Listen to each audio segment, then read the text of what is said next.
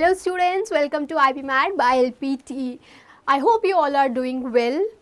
Today I am here to discuss with you all about the form filling guide of IPMAT Indore. Last class में हमने देखा था NMIMS का form filling guide, कैसे NPAT का form fill करते हैं, कैसे पेमेंट डिटेल्स डालते हैं, कैसे आप अपनी पर्सनल डिटेल्स डालते हैं, कैसे प्रोसीड करते हैं. आज हम देखेंगे IPMAT इंदौर का फॉर्म कैसे फिल करते हैं. स्टेप बाय स्टेप गाइड रहेगी. You will get to know everything. आप पर्सनल डिटेल्स कैसे डालें, कैसे आप प्रोसीड करें, कैसे आपको यूज़र नेम और पासवर्ड मिलेगा, कैसे आपको लॉगिन करना है. You will get each and every detail in this video, so stick with me till the end. First thing first, what you will see is this will be your home page. आपके screen पे ये आपका home page रहेगा, ये आपको show होगा. तो इसमें you have to read the note. Okay ये कुछ 6 पॉइंट्स के आपके इंस्ट्रक्शंस रहेंगे जनरल. इसमें मैं बस आपको एक शॉर्ट ओवरव्यू दे देती हूँ. You have to use mouse to move instead of tab की. ओके उसके बाद जो भी फील्ड आपकी स्टार मार्क्ड है दैट मीन्स वो इम्पॉर्टेंट है. It is mandatory to fill. वो आप स्किप नहीं कर सकते, उसके बिना आप प्रोसीड नहीं कर सकते. Next is candidate has to fill in the below mention details to receive the user ID and password. आपको आपकी यूज़र आईडी और पासवर्ड तभी मिलेगा जब अपनी पर्सनल डिटेल्स डालेंगे इसमें.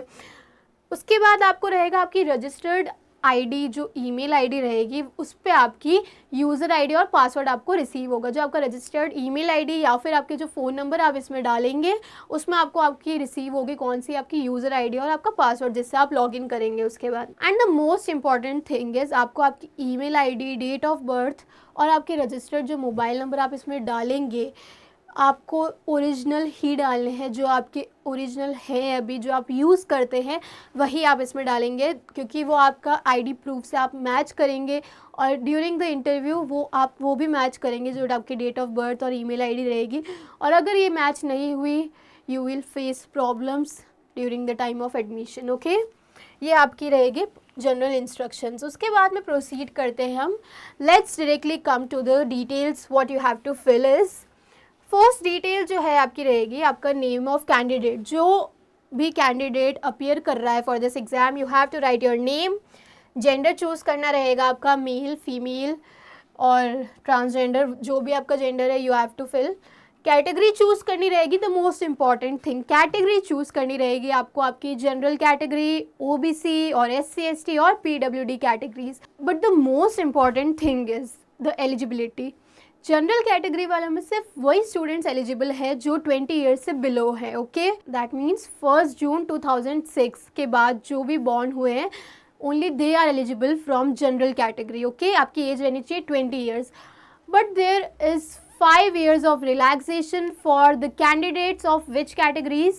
SC ST and PWD categories वालों को मिलता है 5 years का रिलैक्सेशन.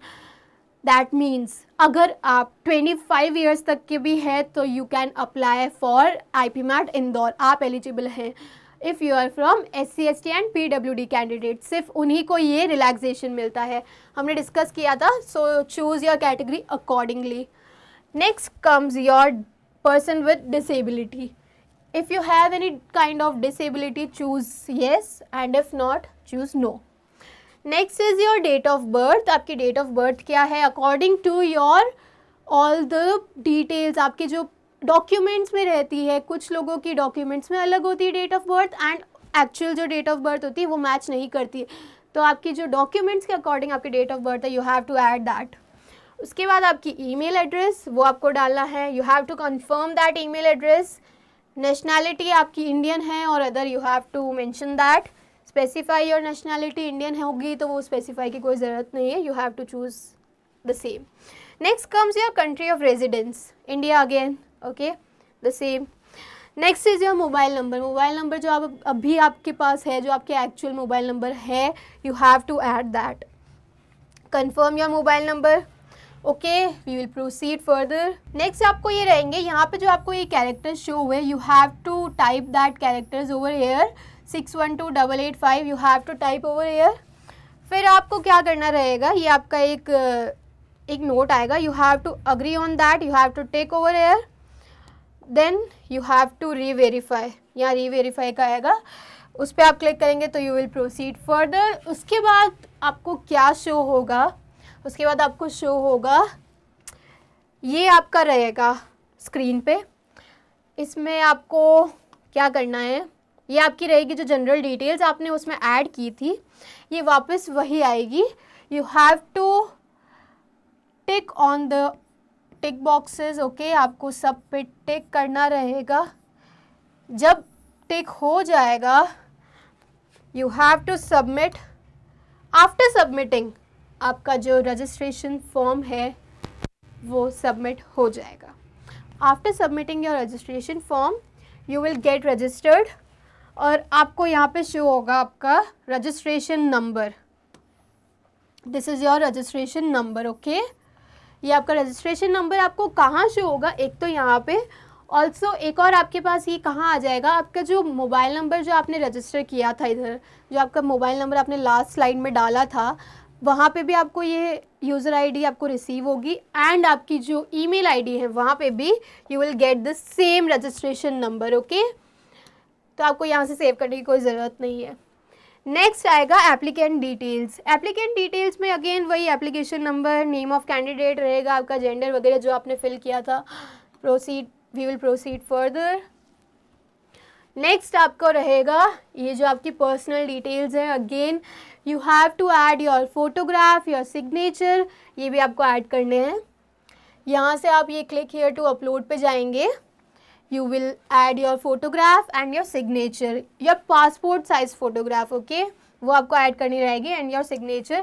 यहाँ पे आईडी प्रूफ भी रहेगा आपका। आईडी प्रूफ आपको कौन सा डालना है, आपका वोटर आईडी कार्ड हो गया या आधार कार्ड हो गया, जो भी आपका आईडी प्रूफ है वो आपको ऐड करना रहेगा। उसके बाद में जो आपकी फ़ोटोग्राफ और सिग्नेचर का जो कॉलम था जो आपको ऐड करनी है, उसकी साइज़ देख लेते हैं।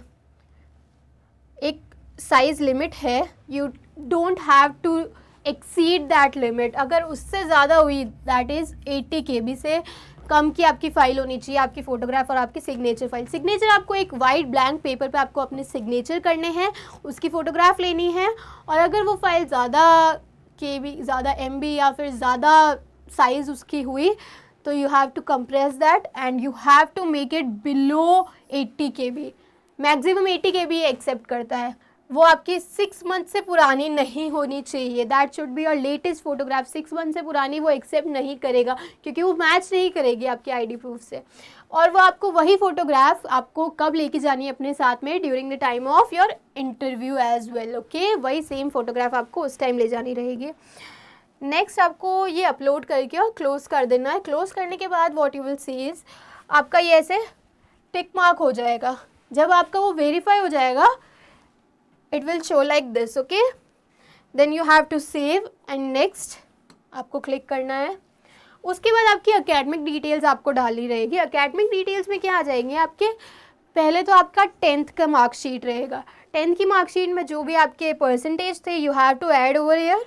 उसके बाद में आपको आपका बोर्ड नेम चूज़ करना है, whether you are from CBSE और इंटरनेशनल बोर्ड और you are from your state board, okay, वो आपको यहाँ से चूज़ करना रहेगा। स्कूल नेम आपका जो था जहाँ से आपने 10th पास आउट की थी, you have to add your year of completion, 10th कब आपने कंप्लीट किया था। उसके बाद में आपकी 10th की मार्कशीट आपको ऐड करनी रहेगी। यहाँ पे क्लिक हियर टू अपलोड में आपकी 10th की मार्कशीट अपलोड करनी है। After proceeding further what you will see is next आपका 12th की डिटेल्स ही मांगेगा।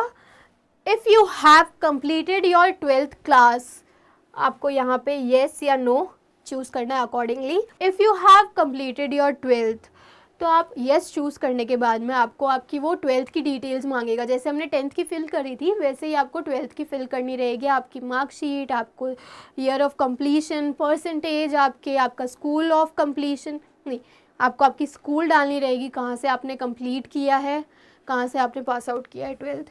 उसके बाद में आपको सेव एंड नेक्स्ट करना है अगेन। फिर आएगा आपका सेंटर प्रेफरेंस डिटेल्स। आपको कौन सा एग्ज़ाम सेंटर चूज़ करना है, आपको कोई भी 5 प्रेफरेंस आपको चूज़ करके यहाँ पे डालनी है, एंड दैट इज़ इम्पॉर्टेंट। अगर आप सोच रहे हो आप इसको स्किप कर लेंगे, that you don't have any option like that.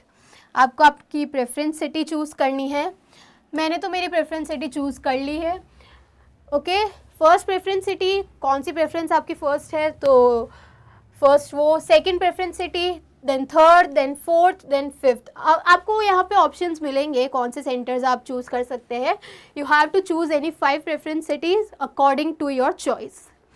उसके बाद रहेगी आपकी personal interview city preference. Interview city आपकी कौन सी प्रेफरेंस रहेगी, कहाँ आप इंटरव्यू देना चाहते हैं. मैंने मेरी प्रेफरेंस सिटी लिख दी है इंटरव्यू के लिए.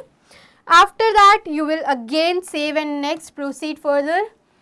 After proceeding further you will see your details. आप यहाँ पे आपका कैंडिडेट नाम आ जाएगा ऊपर, उसके बाद में आपका जेंडर, कैटेगरी जो आपने चूज़ की थी, एंड उसके अकॉर्डिंग रहती है आपकी फ़ीस. हमने लास्ट वीडियो में भी डिस्कस किया था, जब हमने IPMAT इंदौर के बारे में डिस्कस किया था, कि जनरल कैटेगरी वालों की फ़ीस रहती है 4130, और वहीं पे SC ST and PWD candidates की फ़ीस रहती है अलग. ओके, यहाँ पे आपको वापस क्या चूज़ करना रहेगा, यहाँ पे आपको आई अग्री पे वापस क्लिक करना रहेगा. अगर आप ये नहीं करते हैं, again you will not proceed further.